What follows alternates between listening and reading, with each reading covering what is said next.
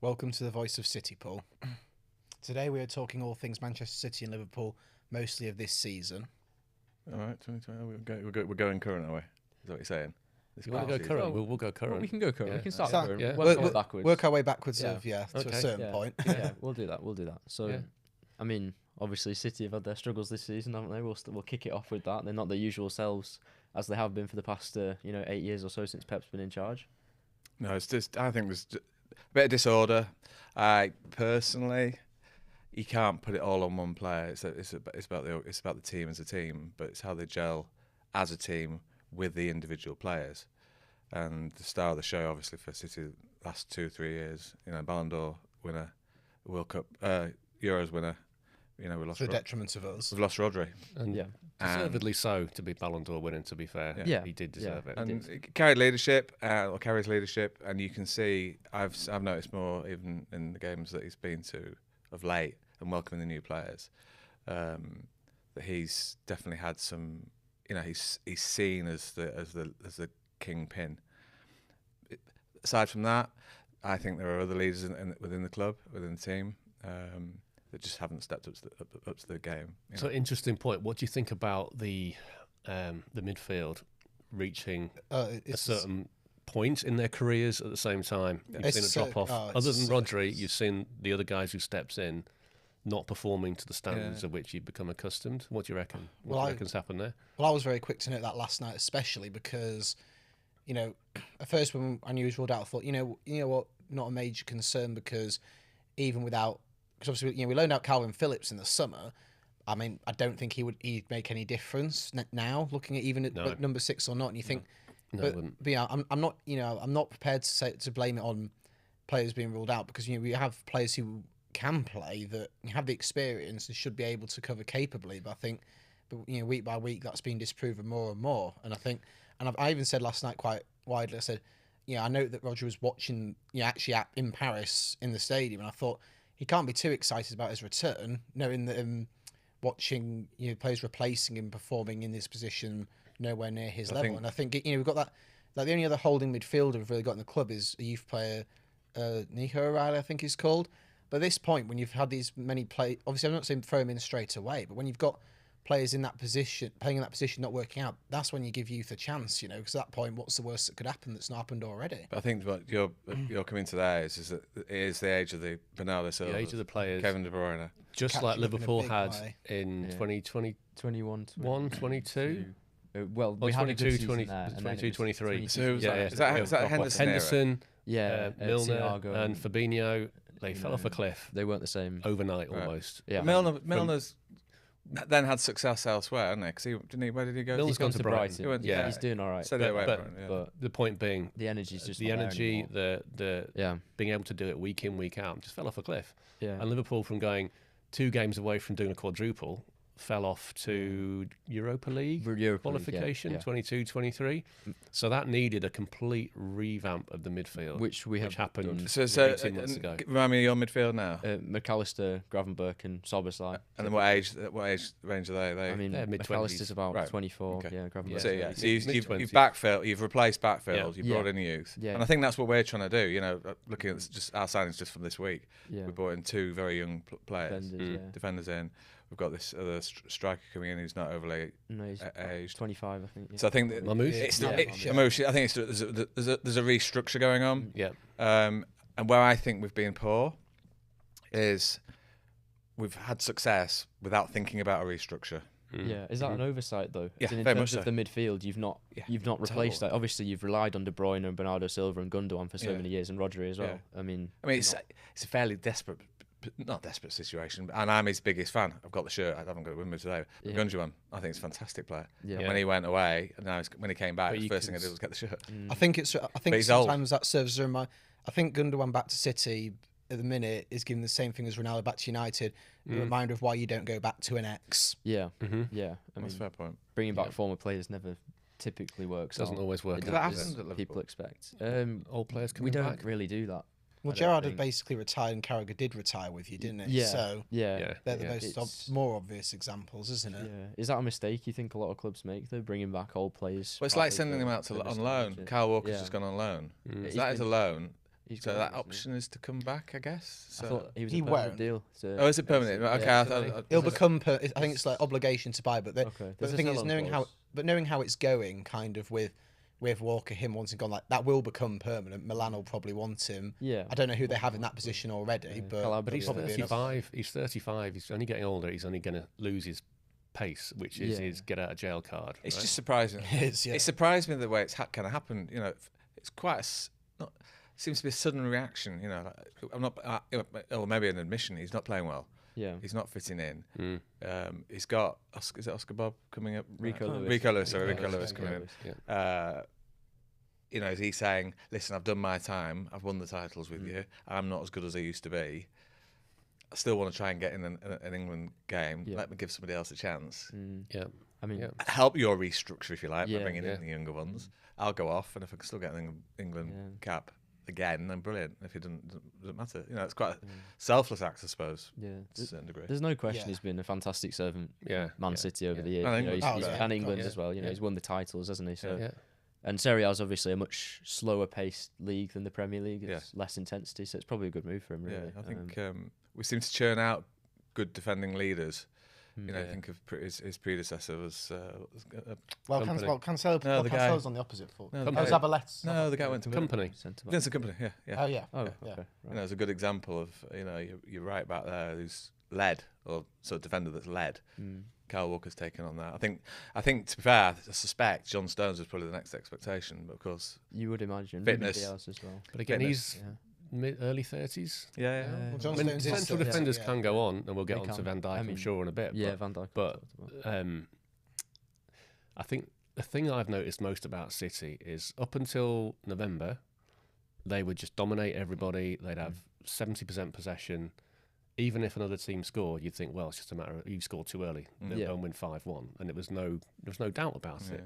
So the mentality seems so brittle at the moment. Last night, you go 2-0 up, the old City before November. See that game. See the game out. Yeah, no questions. Yeah. But there's this, I think that's the 9th time this season that you've lost a lead. Yeah. And it never happens. Generous figure for that. Yeah. So what's going on there? I don't know. We went to the Brentford game early on in the season, didn't we? Mid-September, yeah. So that was the first game back after the international. And to see a goal scored against us in the first minute, that's Brentford for you. Was awful. Yeah, but of course they went on and have done it a few times. Yeah. And that game, we clawed it back. We ended up winning, but it's kind of it's difficult to watch, and it's difficult to sort of swallow. I mean, last night, we're watching the game, thinking, like you said about JJ, we were flying, and then you just think, right, what's going? It's substitutions they're bringing on as a team. We've got a bench with young players coming on. James McAtee. Who else came on last night? Rico Lewis. Rico Lewis came on. A couple of others. And then it's just not knitting. No. And I think we're not down and out.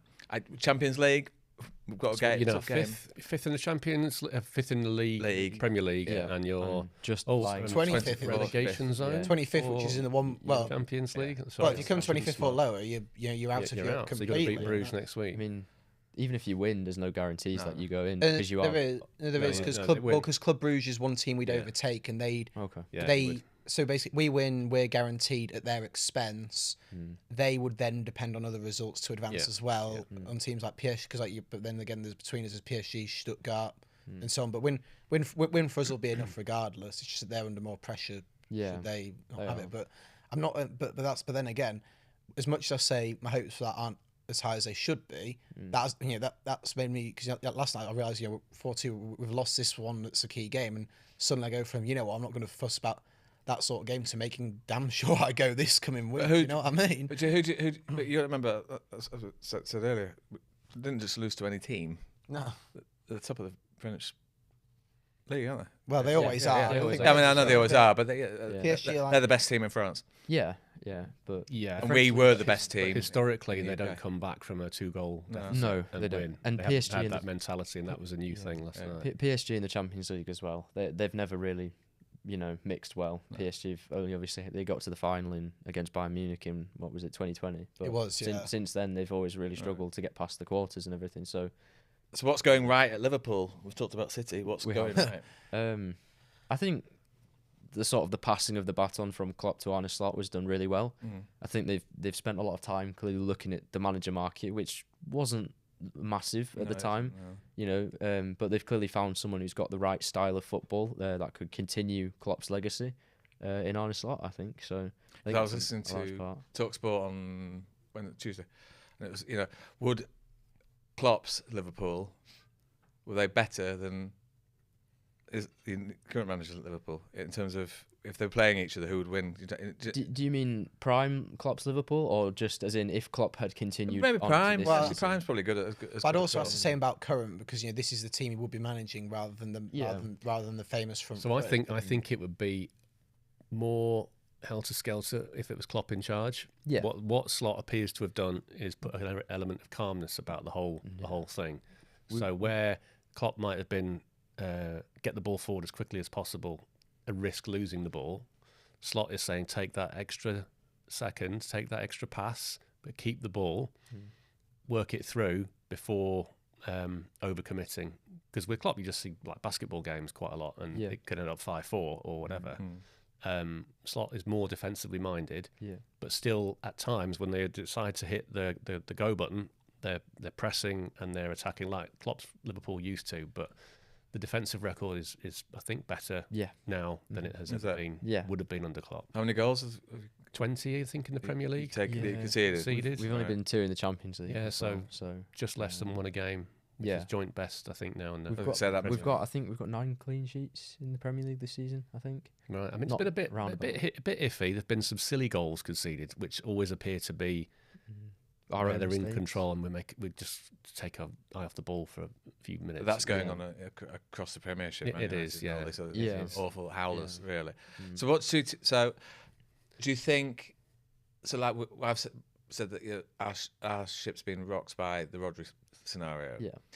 So you could argue then that Liverpool seem to be not phased by some uncertainties that are hanging over the club with the contracts. Well, they're still able to play. Well, the fact is, they're still able to play, and obviously that's not good. Obviously, whilst there's a psychological, impacts of kind of hang on, but these will be gone at the same time. But they can still actually play. So it's not as if they've lost them already, is it? No, but I thought it's like with Haaland signing this ridiculously long deal. Yeah. I thought that was going to give them the bounce back trigger. Because the next one they're trying to do is Foden, get him pinned down. Yeah. Let's have him down for 7 years, and then that sort of rubber stamps the desire. Where Liverpool don't seem to be reacting. Well, it's probably a good thing that they aren't reacting. I think what the press have got a lot to answer for is they're continually asking the same question. Any news on the contract? Any news on the contract? And what they're looking for is some cracks to appear, some instability, someone to say something out of turn, which they can then jump upon, and the media will just cause that to spiral and potentially cause wider issues. What I think's happened really well, the reasons behind the contracts not being signed, partly, I think, because of the change in leadership over the summer last year. People knew they were leaving, so it wasn't going to be on their watch. So it's been left to this point. Okay, not ideal, but the club have done really well in managing the media and even the players. I mean, I know Salah broke ranks a bit and started talking about it. Trent has had that offer from Real Madrid, which apparently will have been player generated, and he may well go, but they're still performing on the pitch. And who was the third one? Van Dijk. Van Dijk's contract. Yeah. Because Salah's offered to go to. The Saudi Pro League. There seems to be a lot of players that go to. 66 million or something. I mean, it was going to be earning some silly amount of money. What I would say is players come and go. You get injured, they leave, they move on, and if they move on to places like Barcelona or Real Madrid, you can go, fair enough, you've done your time, you've served the club amazingly well, thank you. But Liverpool generally have been able to replace these players. So when Suarez left, when Coutinho left, we've had Rush, Fowler, Owen, and Torres, amazing strikers, and there's always another one coming through, and they have a history of being able to find someone like Salah, who was neither here nor there when we bought him. No one knew he was going to be an amazing 40-goal a season first season player, and we seem to be able to have confidence that the structure is in place to continue to build. We're not going to go and pay 200 million for a star striker. We're gonna nurture them all the way through, and that's where we've had strength in the past. And So confidence that's an interesting point, because I think you've hit the nail on the head there. Sorry, you seem to bring in people that develop. West City, perhaps. So I can only think of just two off the top of my head. Haaland came with a lot of expectation, one of the highest scorers in European club football.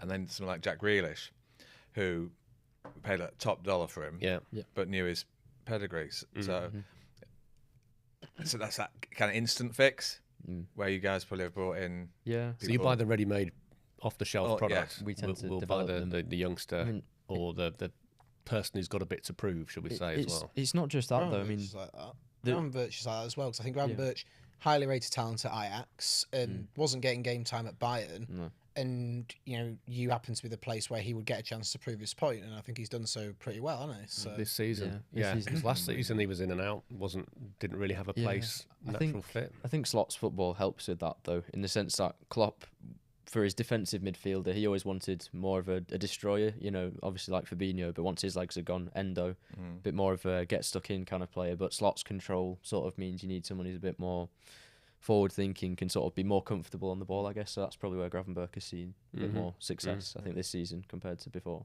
Well, he'd sell into the 8 role perfectly well if needed, Yeah. And that's like, cause it's like, I think, obviously, I know that with you seem to have an customary number 10. Well, two customary number 10s essentially, 1 and 8. It seems to quite. I thought at the start of the season that would have been a bit of an overly attacking approach, but there's something about how you've described there that's why Gravenberch in the 6 has worked out rather well.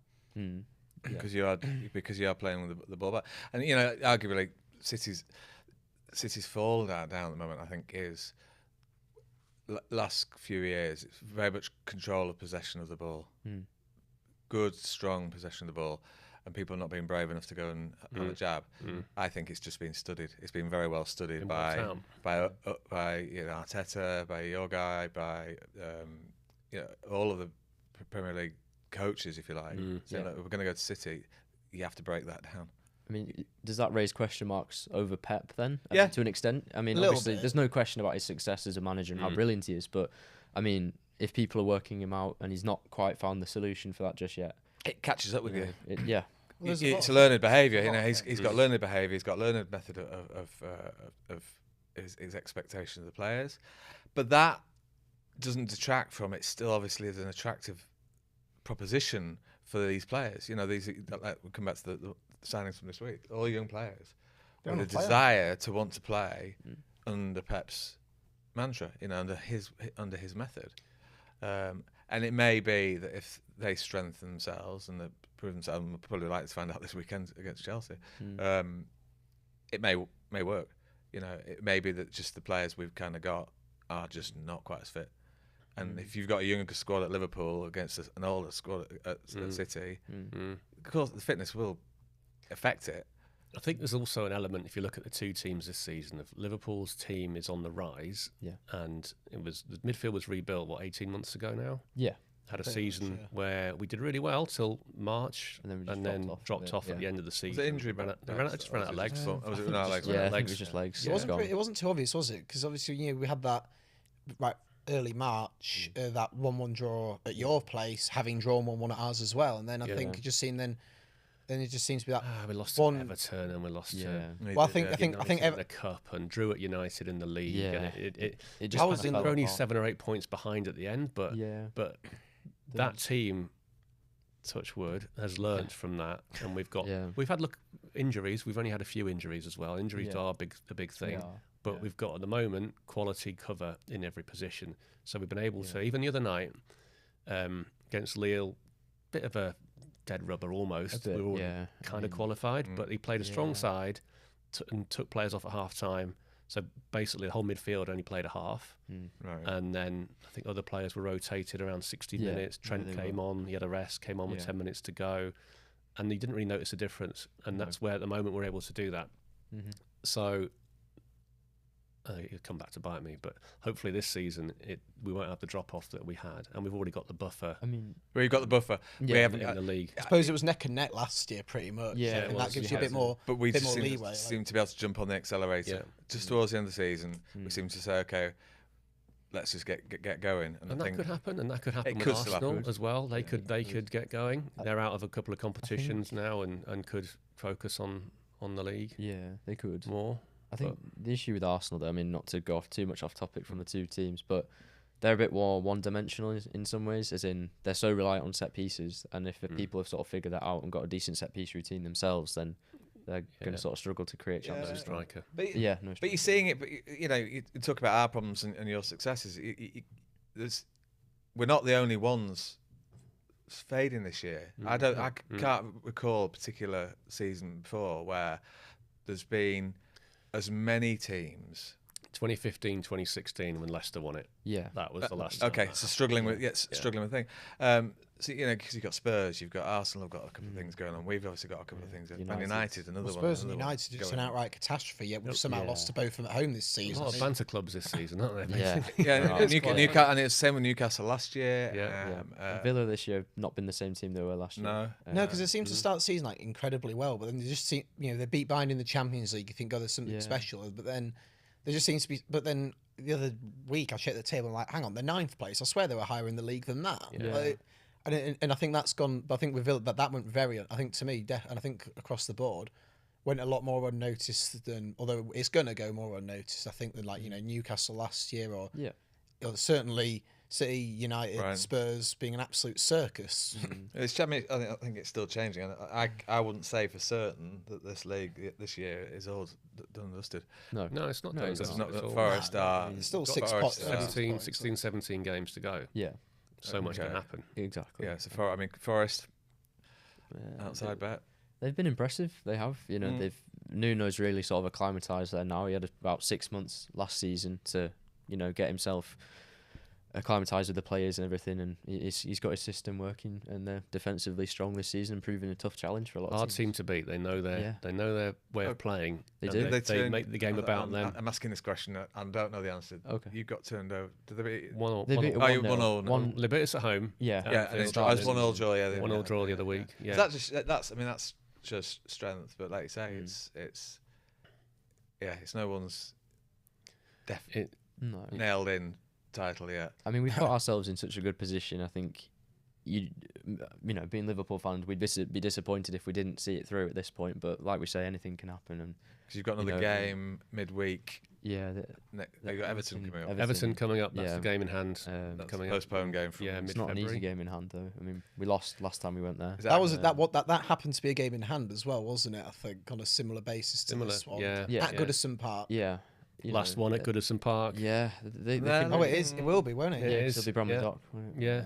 New manager, newish manager, manager returning David Moyes after who Moyes said he'd retired last summer, but after leaving West Ham, but obviously back at Everton after 12 years as it would be. So he knows the club. But even Dr. Tottenham made them look good, didn't they? Yeah, they did. I mean, Everton have scored next to no goals and scored 3 in the first half against Tottenham. They did. Yeah, but I saw the tail end of that, and that could have gone the other way quite quickly. It could, yeah. So that's a different side of the thing. Because I think just thinking about the managers of the clubs, then it's interesting reading this week that I think with Haaland's extension of contracts, the talk was touched on before was Phil Foden, is that whether Pep's desire to stay on, but further from his 18-month contract, I'll be interested to see if that actually happens. I think, as a fan, and what he's done to the club, I would like to keep it that way. Yeah. Whether he'll give the same commitment that the players are doing.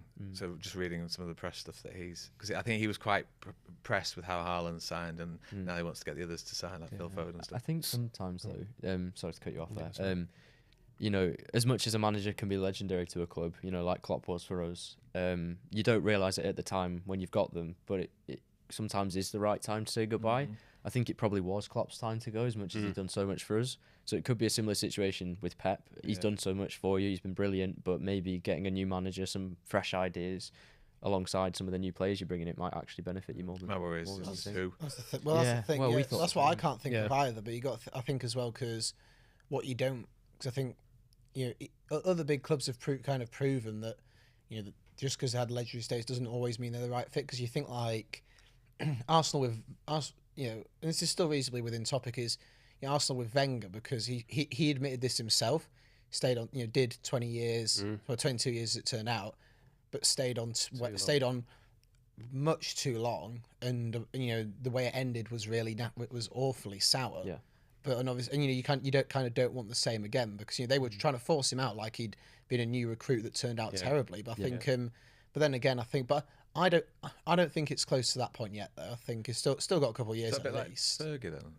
Well, Fergie won the league in his last season. So Fergie never stopped. He was the only thing for, again, it's not a Man United podcast. This No. he left. Sorry, he left that team without thinking about the future. It's like, it's coming to the end of its natural life. It's not my problem, and left it for Moyes to come in and try and bring in people like Fellaini, which was never going to work. It was a catastrophe. So, on the assumption that Pep stays and sees out his contract, and you start signing up, you've got Haaland, you've got other players you want to commit to long-term contracts. Yeah. We haven't talked about the elephant in the room yet. What happens with these charges? What do you think will happen with the charges, and what's your concern? Well, I don't know anything about them, so I can't really say anything. Well, I know like what sort of thing it is, but not specifically. So I can't I'm very quick to the point where my response is usually, well, leave it to the lawyers. However, I think because obviously they know the ins and outs of it. But to be honest, I think. But when like a good third of them have not cooperated with the investigation, that's only fine worthy anyway. So knowing that kind of lifts the concern on that. But to be honest, I personally don't know enough to be too concerned. So it's kind of, I can't, like, if you're prepared to ask me, but do you think you're innocent? Do you think you're guilty? My answer will be, I don't know. I don't think no one can say that. I don't really know what it's for. I know it's for some overspending. There are so many of the damn. Yeah, no one knows exactly what's what. I wouldn't. I've got another one for you. That kit last night, that needs to be another charge. The red horrendous kit. That's the one that City kit last night. It's oh great. my word! No, definitely City. Coming back to the I guess I don't.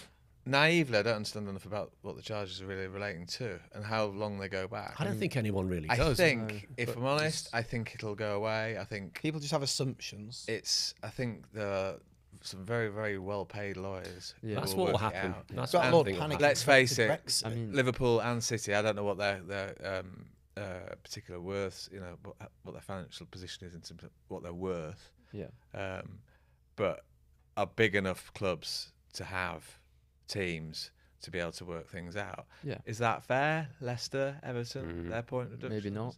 No, maybe not. But maybe their breaches were simplified. And Leicester found a loophole. Yeah. But maybe they were simplified, a little easier to understand, so a little bit quicker to work out. I think that's the case. I think, Forest and Everton's and Leicester. I mean, Forest was worth it turns out, wasn't it? Well, yeah, they stayed up, didn't they? Yeah. But I think, like you say, they were simpler, a lot less charges, so it was sort of wrapped up quite quickly, like you say. And yours is obviously 115, so there's a lot more to drag it out. And would I go and watch them if they're playing Rochdale? And yes, I would. Well, I've already said, did you go and watch them play Rochdale when you were in League Two? Well, I wasn't alive 20 years ago. Well, I've got two parts to answer. First of all, you were watching Leeds in those days. Well, no, actually, well, it's your hometown, so fair enough. But I think the thing is, for my answer to Rochdale, well, firstly, we've never actually been that lower level of League Two before. I only ever dropped below the second tier for one season. In 98-99, did lose to York. That was League Two in those days. They changed it, didn't they? That was the equivalent of League One. I like the way we've picked on Rochdale. And, I don't know why Rochdale. And sorry, Rochdale fans. It could have been York City. Yeah, literally. Well, that's why I've just mentioned York City. The fact that we even lost them that one season, and also with, would I still go? Of course. I think I'd be committed enough to that. Start next season. Our first fixture's Grimsby away. No match ticket. Won't stop me going down for the day. You never know. I might even get one outside the ground. I think. Sure, you would. Yeah. I think realistically, having been and seeing what they're doing at the Etihad and the work that's gone on to make the new stand of it. Yeah. I think someone's got to know somewhere if you're going to spend I mean, 20 million quid off from that redevelopment. The Haaland deal's the big. Haaland deal's the obvious. Someone knows something, you think, don't you? I mean, you don't tie a player like him down for 9.5 years if they're not confident that you're going to be fine and sort of, not be massively affected. And interestingly, I think some of these press that he's released is that his agreement to stay has had no bearing on the charges. His decision hasn't been influenced by any of the possible charges that were committed. So that is commitment as a player to the organisation. The organisation, like we said, I would guess, buying the way out of it, maybe paying the way out of it, or just soliciting the way out of it. I think it's these points deductions and things are a little bit harsh. Anyway, I really think it should be the league position and the league arrangement. It should be based on the playing team and the points that they score. Look at last year. No one knew what was happening with Forest or Everton. No. Those teams who were fighting against them didn't know whether they need to win games or draw games or if they could afford to lose it based on whether or not they were going to get points deductions. And then they were going to appeal them, and no one knows what's going on. So and Everton, again, Everton, you would argue probably, they're about to move to this new ground, which has cost 100 million quid. I don't know what it's cost, but that'll be funny in the Championship, wouldn't it? Yeah, and it was seen such a waste. Big like how that big Tesco, that they built. So I don't know. It actually does look like a Tesco, a Tesco Superstore, whatever their big version's called. So I, as a fan, loyal to the team, loyal to the club, we'll go wherever they are. Whatever happens, it'll be what it'll be. You should be thankful that you haven't got anything like this hanging over you guys. I'm amazed, to be fair, but I think you never know what's going on in clubs, do you? No, you never quite know. You can think you're whiter than white, and you think your team is whiter than white. But do you think that might be, because now we're talking about the money part of it? Do you think that may be something that Liverpool are wary of when you've got the likes of Salah and Trent? I think it's quite possible because to chuck them out of contract that's going to pay them £400,000 a week or £500,000 a week. I think we're so careful with our wage structure. I mean, it wasn't that long ago. What was it, 2022? I think, or 2021 when Salah signed his last deal. 22. It was a real sort of, that was quite a stretched out saga as well for his contract, and he's clearly been sort of pushing the limits of FSG's wage structure. So what's he on? I think he's 350k a week. I think. Right, so he's going to want 500 now. Now he's seen that Haaland's getting 500. Well, it's quite possible. It raises that benchmark, doesn't it? It does. Well, he is 8-9 years older than him as well. He is. But as in, he will be thinking, I am a top quality player. I mean, he always says in every interview, I believe I am the best player in the world. It's the mentality, and if he believes that, what I don't get is that these players, they get more money than anyone could ever dream of earning. Over the course of a week as well. Over the course of a week? Yeah. What difference does it make if they get another $100,000 a week on top of their $400,000 a week, whatever it might be? Recognition. So, recognition, but then Salah, Van Dijk and Trent, they've got everything they could want from a football perspective right now. Yeah. They're competing. They're the top of everything they can be top of. Semi-finals of the League Cup, fourth round of the FA Cup. They won everything that they could win. They've won everything they could win. Champions League. Yeah, they've won everything. Yeah. Only the Europa League. Only thing doesn't really. Champions League, Europa. Every other trophy's been won. So they've accomplished that. So you could look at it as we've done everything we can with this club. Let's want to do something new. Yeah. Okay. But from a purely football perspective, they're in the best team they could be in right now. Yeah. So I think it's hard to argue against us being the best team in the world at the minute as it stands. Well, it's European records showing it. Exactly, 7 wins out of 7, isn't it? So, and you have played decent teams along the way as well. It's not like you've had an easy run or anything. No. You beat Real Madrid. Have we played anyone good yet? Well, that was a question that lasted a long time. Well, you could ask that about Real Madrid at the minute, but on paper they are, and obviously one at the San Siro again, a very very big statement to make, right there, isn't it? Just coming back to see. It may be that there's a bit of a status thing going on. Salah going to the Middle East or staying put. If he goes to the Middle East, 2-year contract. I talked about the number before. It's ridiculous. It's off the charts. Yeah. But then maybe in his mind, he's thinking, well, hang on. You've got your Haaland, you've got Foden. Let's just say, for argument's sake, Foden suddenly gets an extension. Your midfield players, aren't they? Yeah. But I'm better than them. I'm playing for a better club. I should be getting more money. I should be getting better money. Yeah. It's not. It's a yeah. status thing. I think it is. I think it's a status thing. be. You know, he doesn't need it. It's like Cristiano Ronaldo and some of these other players where they're getting so much money. There's nothing on the earth they can't afford to buy. My phone's going. Sorry. I think as well. You look at. I've got Mo Salah's agent on the line. You know, you look at players like Mbappe as well. I mean, the wages he was on at PSG and the wages he will be on at Madrid, they're so high, and he's not achieved the heights that Mo Salah has yet in the game. Yeah. So I think as well, he's sort of asking, well, why am I not rated as highly as that in terms of financially? You know, it is that comparison to other players' wages. Well, Mbappe, I think, has the, you know, international stage look, unfortunately, which I think is a dreadful shame in a way, because it's like, you know, just because you shouldn't have to play for the best national team to get that recognition. You know, Mbappe, French, being only played 2 World Cups, is probably going to end up the all-time top goal scorer, won one of which as well, hat-trick in a final to no avail. Yeah, Conor Bradley sorted him out though, didn't he? yeah. Well, he did. Oh, he did. He was magnificent, wasn't he? And I think Queeve with that save. Yes, Kelleher. Yeah. And you think with Salah, that kind of makes it harder to prove himself, because he's with a national team who can barely qualify for a World Cup, and that sadly that holds back his recognition. It's like with, but then again, Haaland doesn't seem to lose that recognition, and yet his team didn't even come close to qualifying for the European Championship. Yet you had teams with Albania, you don't really have anyone big who did. So the other thing about just with Salah, I suppose, is why isn't anyone else coming for him? European teams, or are you talking about now? It's January and anyone can come and get him on a pre-contract. If he's out of contract, which essentially is, Why is he not being recognised by? I mean, Barcelona's not a good example. But they can't even register new players. It's literally just sprung into mind as to why isn't he? Part of it is because in a lot of the interviews he does, he says how happy he is at Liverpool, and I think, as far as I'm aware, at least from what I've read and seen, his priority is to stay, and I think it just being quite difficult to negotiate with, maybe financially. I think it is just a numbers game. At least that's my perspective on it. I think so. For Salah, anyway. It seems the vibe is that he wants to stay, and it's just finding that agreement. Yeah, bit of give and take on both sides to sign for a couple of seasons, and it feels like the same with Van Dijk. He's been quieter. He has on this front. I think as well, being captain. Yeah, of the club, and for me, he's out of the three players, he's the key. Van Dijk, Trent, and Mo. Yeah. Van Dijk signs. If we lost him, we would struggle to replace him. I mean, you saw when he had his ACL in 2020-21, we fell off a cliff. So and that's the thing, because I think you think across the board, our luck's run out. We've basically had our version of that this year. You put up with it for longer than we did, because I think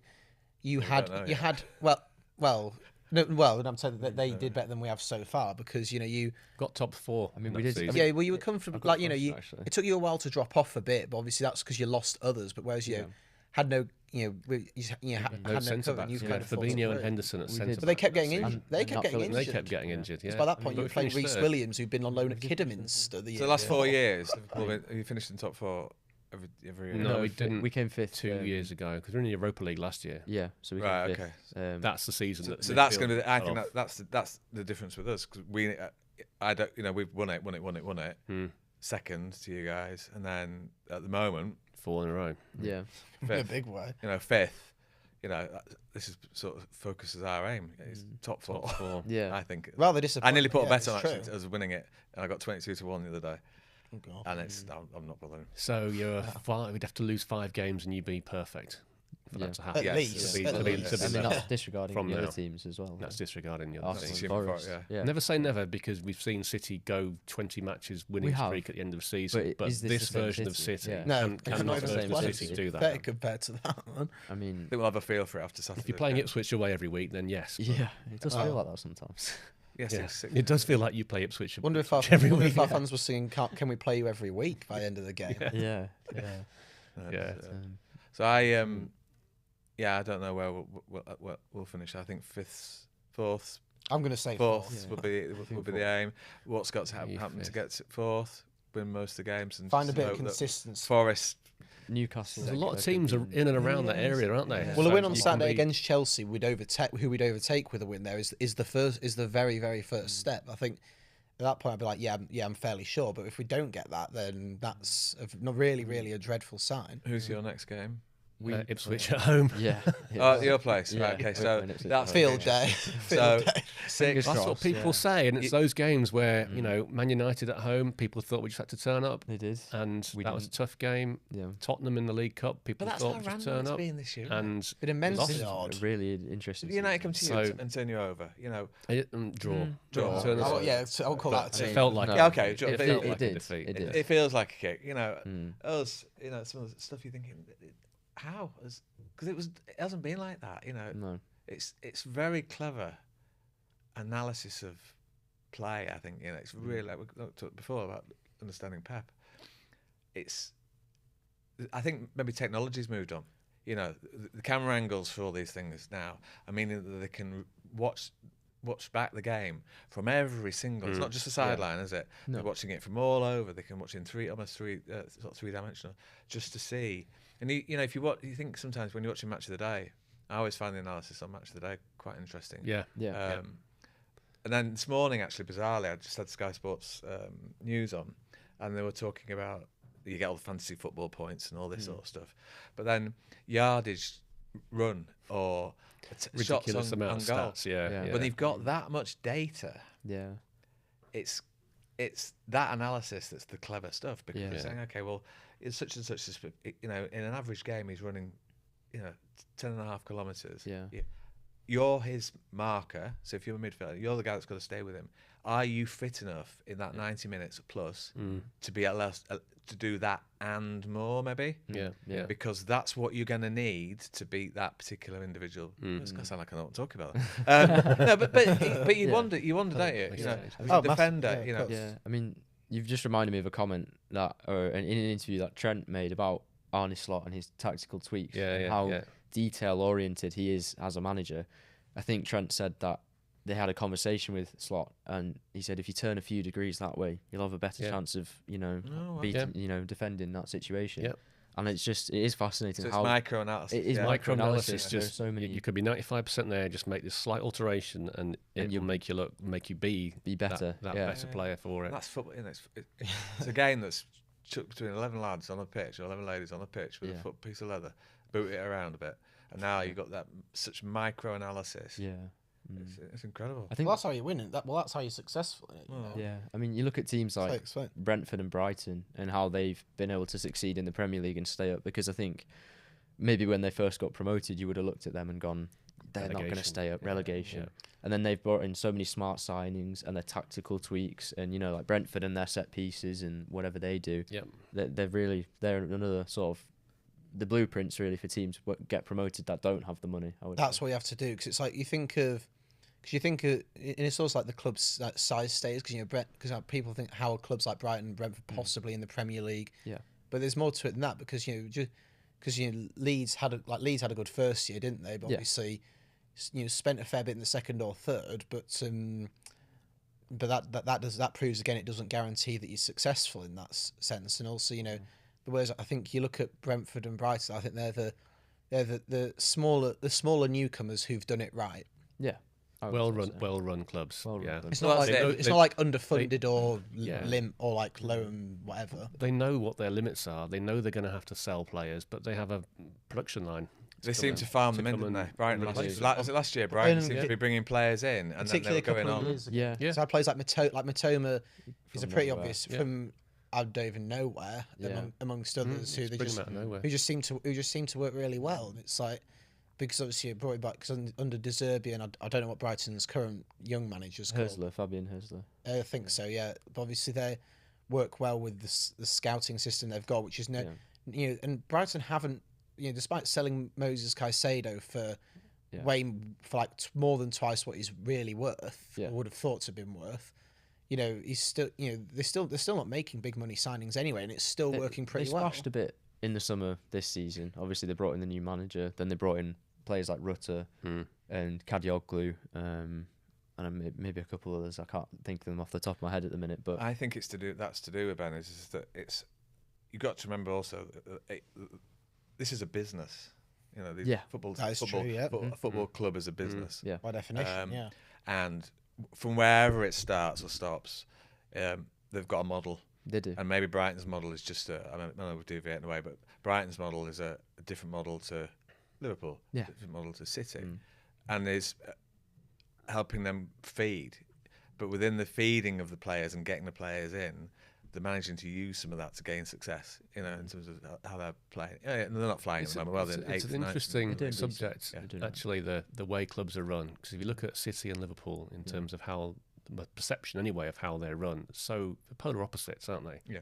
City seems like bottomless pits of money. Now, no FPP comes in and you can't spend like you used to spend. But Still spent 100 million this transfer window, though. yeah. Well, yeah. And before anyone says to no avail so far, well, none of them actually debuted yet. So that's, We haven't said to no avail. You No, can no, still go so on a 20-match winning well, you can't run. say that just. Well, you can't Not say. saying, not ruling that out. You can't say to no avail just yet. Not just yet. Have you signed anybody? No. No. That is something I'm a bit disappointed I was about gonna say. so far. I think, obviously we're in such a strong position. I think it would be a bit of an oversight to not Rebuild from sign. a position of strength. Yeah, rather exactly. than Strengthen let it while we're on drop off. top. I think. So that's what you didn't do That's in the what we summer. didn't do. So you're Build doing that. what we didn't do, what we did last year, which was we're doing all right. We're flying. You're not looking back. You're looking forward all the time. Yeah. You actually do need to look back a little bit. Yeah. But you comes back to something you were talking about right at the beginning, which is that the age. I'd be interested to know what the average age of your club is, but It's gone down a lot. In the it past will have come couple of down. Years, yeah. Again, that's something that we'll talk about the other day, is, where there's one team in the Premier League. I think their average age was something like 22. Yeah. Who would that? So that's is it too someone young. at Bournemouth? I'd say you. Yeah, mate, I think Probably. it was Bournemouth. Is it Bournemouth? Yeah, I I think don't It does know. sound. I'm I mean, not looking at their sure, current but structure, they've got a I lot think of young so. players to Bournemouth, so it wouldn't be a shock if You it need was to them. be sort of 26, 27 average age. Yeah, that's when players are in the that's prime. when they're in the prime. You've got youngsters coming through. You've got experienced heads who can guide the youngsters, and you've got those who are actually that age, who are in the peak of their powers, Yeah. who can then drive you on. I think I haven't got the figures in my head, but that's kind of where Liverpool are now I think it's roughly for about that, for that. So it'd be interesting. So Liverpool have got no signings. You've got 3 question marks in terms of where they're going to go. There's a lot of uncertainty. So going you've into got the next that, sort of 6 So you've got months, that. really. So the best thing that can happen is for you is okay. You don't do anything in January. You power on and win the league, and then you look to the summer. But by the summer, They could have gone. sorted out what's Contract. going on with the. They three. could have gone, and the new regime who've come in the summer. Yeah. Looks like they're not, from an outsider's perspective, looks like they're not doing anything. But It clearly they are. They They are offering them contracts. Yeah. They're just getting to the point where you don't air your dirty linen in public. It gets all done behind the scenes, and then when they're ready to talk about something, they will do. I guess my only frustration is if one or more of them want to leave, I think they should come out and make it clear that that's the case, rather than It's also then about Arm. finding the right replacements for them as well. I mean, well, we've got if we need to. Conor Bradley's ready-made at right back. Yeah. We've got some youngsters coming up who they're not ready to take. No one can replace Salah. No. And you can't. No, replace that difference. I don't think Kiek, because obviously you got Andre Chiesa, who obviously signed for cheap in the summer, but he's obviously not going to get much of a look in with Salah in his position. But equally, I don't think he'd even have a third of his contributions. to be No, honest, and he's if a not lot more less injury than prone. He's injury that. prone. He is and injury prone. He's Chiesa, yeah. 27, something like that. Yeah, now. he's 27. He's still got a lot of quality. I mean, he Yeah. came off the bench the other day and was quite a handful for Lille. But I don't know. We've got Diaz, and we've got Gakpo. And We do. We've got Nunes and Jota. I mean, And youngsters like Cade Gordon coming Didn't through. Jota score twice? at the We've got weekend? Ben Doak. no, he's injured. Oh, no, it was Ben Doak, who's Nunes. I Middlesbrough, knew that. on loan Yeah. at Middlesbrough. I mean, you He's can't not another talk about Rio Rio Ungumoa, is it? I think. Ungumoa. Yeah. Yeah. Because 16-year-old. have you got an academy? Oh yeah. Yeah. You don't really hear about it. That's you don't hear about it so much. Certain clubs you do hear about. Yeah, what we're good at, as in, is the players that are coming up from our academy aren't necessarily from our academy since they were really small. Yeah. But we've pinched players from, say, Leicester, like Trey Naoni, and Chelsea, like Rio Ungumoa. Yeah. And then we're sort of developing their sort of final stages of their youth into players that I think will be good for us. So I think that's what we've been really strong at. Because I think in the last couple of years. So we've got about 5 minutes to go. Yeah. Do you think what are your hopes for the season for City then, in terms of You already talked about top four. Fourth place. Yeah. Top four and win the Champions League. Win the Champions I League. don't think that's going to happen. Well, maybe. Well, How far do you think you'll get in the Champions League if you manage to get through? well, I think I'll be easier question to answer in a week's time. To Yeah, well, you know who you're playing. We'll know the Well, answer. Yeah, who knows? You know, we could be playing Real Madrid in the next round for all we know as well. Yeah. pinning a little bit on these three new lads that are coming in, particularly Mamouche. You know, he's coming in. He's got high expectations. I think. If that gels, and I think Yeah. those purchases have been made for a reason. They have. Because of the plan. I've just got one question. The ignorance of not signing a midfielder, so just to ignore that is a bit odd, I feel. Yeah, With yeah. Rodri's absence. Yeah, I mean, think it's absolutely ridiculous. I thought that's a weak point that you needed to fill, and you've currently not filled that. Because I don't think there are many about. Well, the problem There's Zubi-Mendy. there's one an big option, problem. but The problem he doesn't is want to be understudy to Rodri again, though. no. Well, that's he would be that's the problem. understudy That's the problem with for recruiting anyone is because they know full well that they won't be first choice When next Rodri's year. But I back, think, yeah. and it's not like there's anyone available for just a loan. You think like a couple of years ago, United lost Christian Eriksen like about this point in the year. Sabitzer happened to be available on loan from Bayern. But obviously we're not good. We obviously don't have that luxury this time. Just remind me. So of the three we've signed, two of the defenders, aren't they? Yeah, two Because centre Kusanov backs. So and it's two Heights, centre yeah. backs. Right, yeah. Keep Stones fit. Stones pushes forward. Okay. Hold him in. Yeah. So if that Kusanov can fill in, and I'm open in that role. Like he's obviously more accustomed to a centre back by trade, if you like. But obviously, he has played in the number 6 role, Right, but albeit then for Lens, I don't know if he has for Lens very much, but has in numerous games for his national team. But then again, if for Uzbekistan, you're not. You're playing, playing in India or Cambodia, unfortunately, rather than Real Madrid or Liverpool. So you can win. You could get 4. Yeah, there's a reason that no one's done that though. Yeah, I mean we almost. I did think it a it's. few years I ago, think it's. but I think a quad's impossible. I think for anyone, no matter how good their team. Who have you got in the next? So you've got Spurs. Spurs to overturn in the League Cup. Yeah, 1-0 down. At But it's at home. Anfield, so Yeah. I think we've got a good chance there. So I think To it's slaughter. get to I the mean, final, I'd then back it'll us be to get- Newcastle probably because they're 2-0 up I think against Arsenal. they are, as yes. much as they've had the trophy drought, and they'll be really yearning for that Carabao Cup. That's true. Newcastle. Newcastle. Well, then and Spurs as well, Spurs, of yeah. course. Well, then As versus in, Tottenham would be box if we can office get to the final, Yeah. I think we have a pretty good chance. Yeah, FA Cup we've got Plymouth away, and the thing is, any cup competition We've got never is It's- luck of the draw. Yeah. You can, I don't know, get Yeah. you guys away or something, Yeah. and be knocked out I before. forget Yeah. we're still in that. aren't we? Yeah. You are. Well, both as Oh, we've that's both what I'm played hoping League for. We Two. might win the FA You Cup. don't- Well, Yeah. both played League Two teams. You're Yeah. playing bottom of the Championship. We were against mid-table league. I think League One Leighton Orient. But It's didn't like- Plymouth- It's just a shame Rooney's not still in charge. Eh? yeah. You'd onslaught him. Didn't Plymouth overturn some? Who did they beat? That was I'm not sure, but they've just sat Wayne Rooney. They had a good I can't remember. I thought it was a bigger team. actually. Did Not you hear? bigger Did than you hear Rooney wants to be a pundit on Match Today, and people I saying he'll did get him see that, relegated to yeah. BBC Two? Very good. Yeah. So Absolutely. you've got the FA Cup, Plymouth, and then So I And think Champions League, We don't know yet. Champions you League can be is unlucky. You can be anyone's. unlucky with that because you Yeah. could end up playing in the round of 16 Against the Real team Madrid. that finishes we ninth could. because It's quite possible we play because the Real way Madrid. the draw works, you could play someone We had who's another year, done didn't we? poorly in the Yeah. league. Yeah. so who's your next game? It's PSV away. next PSV week. next Head on rubber. Wednesday. Doesn't matter. We'll finish first or second anyway. So it Doesn't means, matter. No, Right, not so it means really. whoever you Literally, play. We're in a very good position. Build that's- your youth, see what happens. Yeah, so that's the what's luxury gonna you've happen. got because you're in that position where you're already there. You can now exercise a little bit. Which we're used to having, but don't this last time. last minute. Yeah. So we've got. I think from our point of view, we would be disappointed not to win the league. Yeah. From this Yeah, point, I think And you that's have to not do. counting Yeah, any of course, chickens. of course. When you're 6 points ahead with the game in hand, you've got to. You and have it's such late a strong January. place. You've got to think that's the Yeah. target. Yeah. One thing we can all agree on is that Man United are the laughing stock. They are. Yeah, at the yeah, moment.